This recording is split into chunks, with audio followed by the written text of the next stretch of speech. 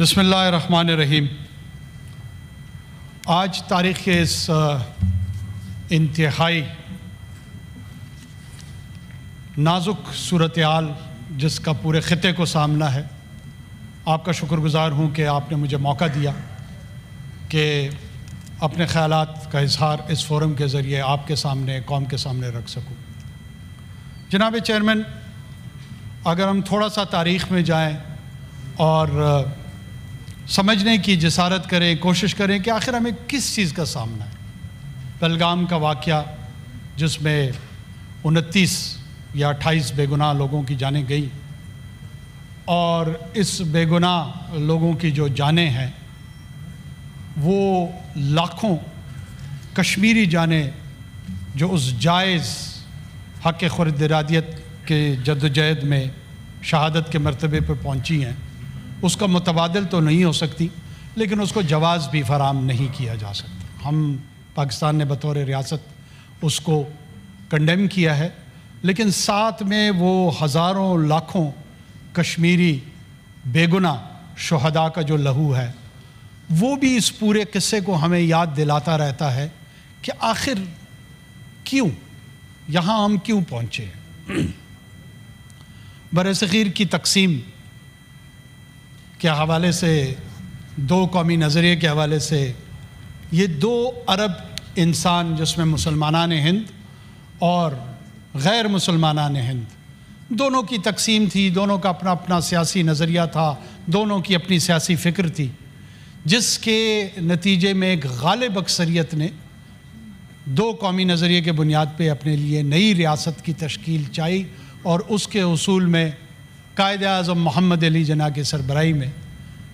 اس کی تکمیل ہوئی اور اس منزل کو حاصل کیا۔ اس منزل کے حصول کے بعد بدقسمتی سے خطے میں اس کو ویوی سیکشن آف مدر انڈیا سے تعبیر کر کے جو ہندوتوا، جس کا ہندو مذہب سے میں وضاحت کے ساتھ کہتا چلوں کوئی تعلق نہیں ہے، یہ Brahmin political ideology, distorted Brahmin political ideology کی ریفلیکشن ہے، وہ اس کو مدر انڈیا کی ویوی سیکشن تقسیم سمجھتی ہے، اور اس کے تحت ایک نفرت کی فضا، ایک نفرت ایموشنز کی بنیاد پہ روز اول سے ریاست پاکستان کے خلاف اس کی ابتدا کی گئی۔ مختلف جگہوں پہ ہمیں اس کا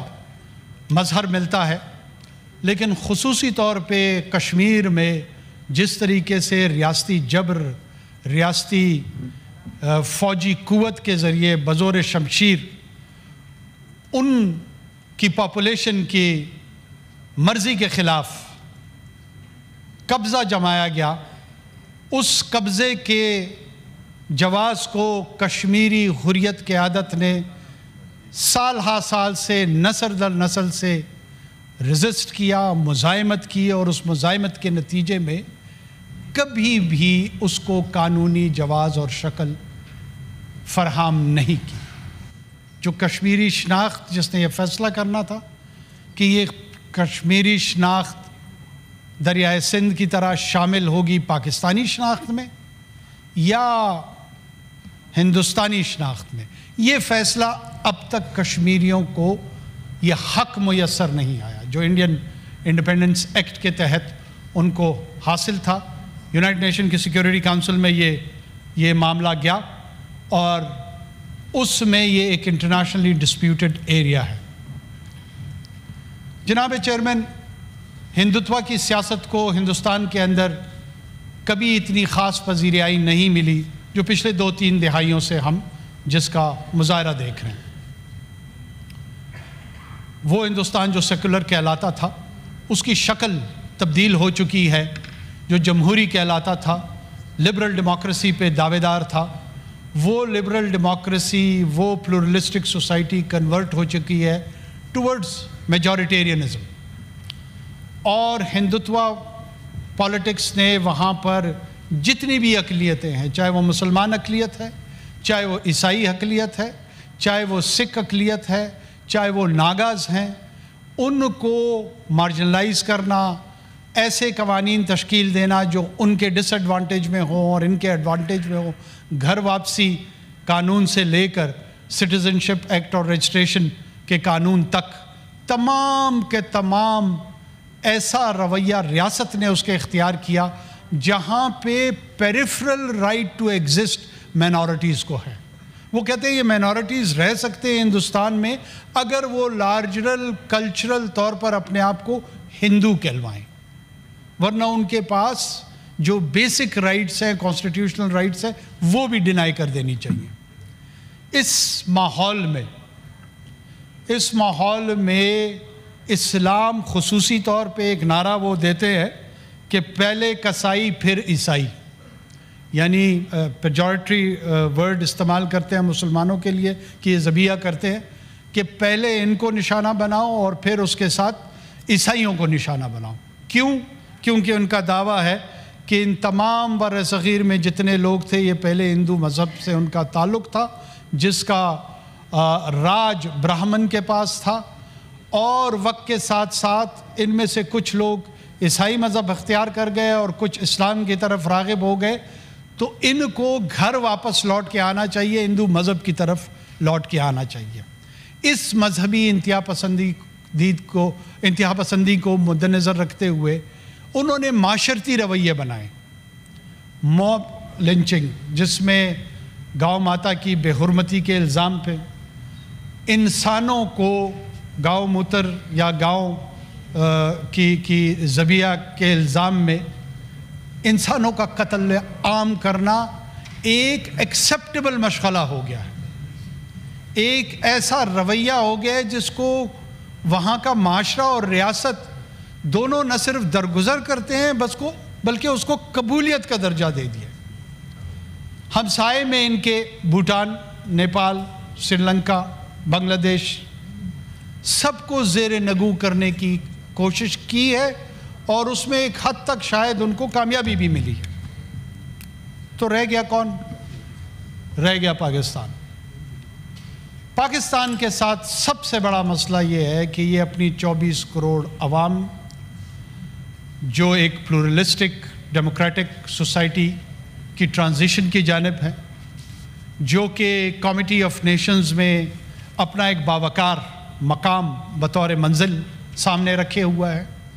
اور اس منزل کی جانب گرچہ اس کو انتہائی سنگین چیلنجز بھی ہیں جن کا اسے ادراک ہے، لیکن ان چیلنجز کو لیتے ہوئے آہستہ آہستہ وہ اپنی منزل کی جانب گامزن ہے۔ ایسے میں اس ہندوستان کی ہیجمونک ڈیزائن کے سامنے اگر کوئی کھڑا ہے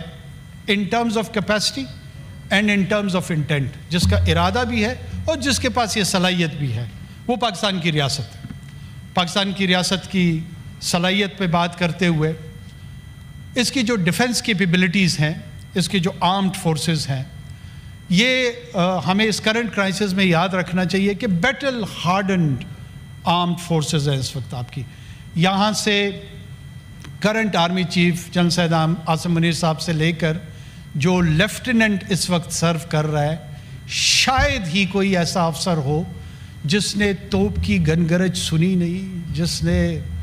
جہاز کے میزائل کی آواز سنی نہیں، جس نے اپنے سینے پہ کوئی زخم سجایا نہیں، جس نے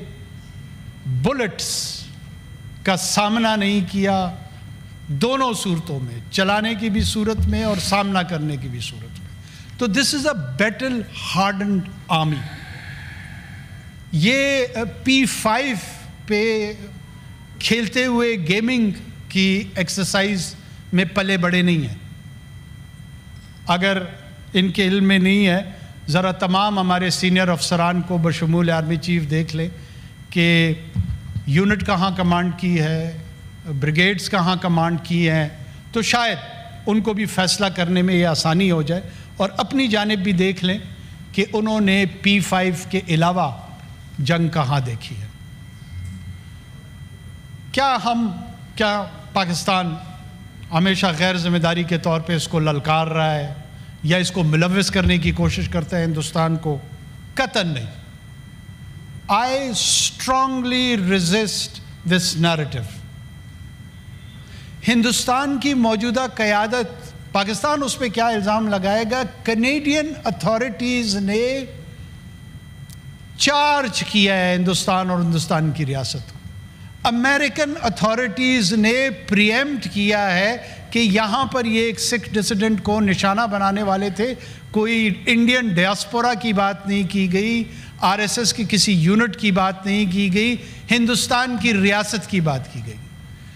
جگہ جگہ پر ہندوستان کے ریاست کے ذمہ داران، چاہے ان کے ڈیفنس منسٹرز ہوں، باقی لیڈران ہوں، پارلیمان کے لوگ ہوں، وہ ایک محلے کے غنڈے کی طرح، ایک لٹیرے کی طرح کھلم کھلا ایڈمیشن اور دھمکیاں دے رہے ہوتے ہیں کہ پاکستان میں جا کے ہمیں فلاں کو مار دینا چاہیے، ہمیں پاکستان میں فلاں کو اس کو نشانہ بنانا چاہیے۔ یہ وہ قوم اور یہ وہ ملک ہے، پوری دنیا سن لے۔ The Indian political goons, they openly threaten to kill the officials and normal citizens in Pakistan and across the globe, and they still aspire to be the member or permanent member of Security Council of United Nations. This is the sort of a nation which we are facing globally. We should think about it. ہمیں سوچنا چاہیے۔ ان کی رگوں میں یہ بیٹھ چکا ہے کہ دہشت گردی ایک ایسا ٹول ہے جس میں ہم اپنا ہیجمونک ڈیزائن اس کو فلفل کریں گے۔ بابر کا بدلہ،